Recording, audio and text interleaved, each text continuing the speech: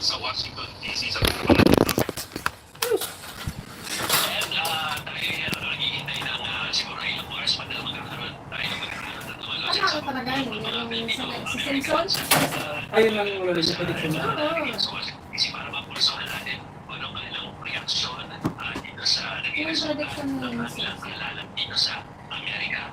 Hindi naman doon sa kung ano yung instant ka para mga reaksyon. Kasi di ba kinikwento ko nga sa'yo na kahapon ko sa inyo na dapat ito pala tayo tumuan na sa ilang kasidaan kung saan ay magkakaroon sana ng magsasama-sama si US Vice President Kamala Harris at saka yung supporters niya.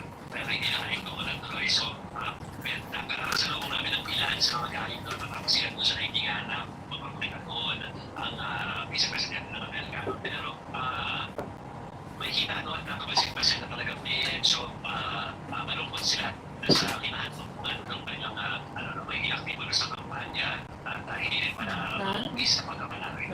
Ano si Kamala Harris? Judy, tanong lang mula sa amin dito, kailan pa mismo yung proclamation? At sabi mo nga, hindi na nagpakita dyan si VP Kamala Harris. Pero parang dito ba, may senyales na magpo-proceed siya? Malakas ang kalaban. Ayaw nilang gawin medyo Saka sa prediction, ganyan baka hindi pa silang offer ng use that or hindi pa yung proseso yung pag-proceed. Pero hindi naman gawin naman din doon.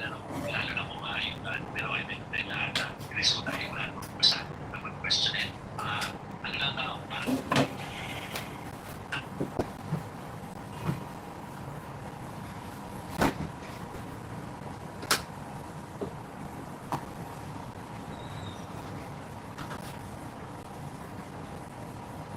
Kumbaga natin sa mga. Kasi na yun. Kasi magre-review. Ayun ulit. Hindi, tapos na siyang interview na. Ito ba? Ako hindi. Ano, nasa office? Ay, hindi, wala kasi. Election niya.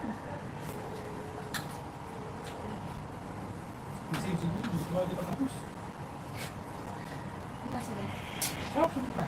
pinibigyan ng pagkakataon na magkaroon ng pagdedesisyon na Kasi lang please. Ay,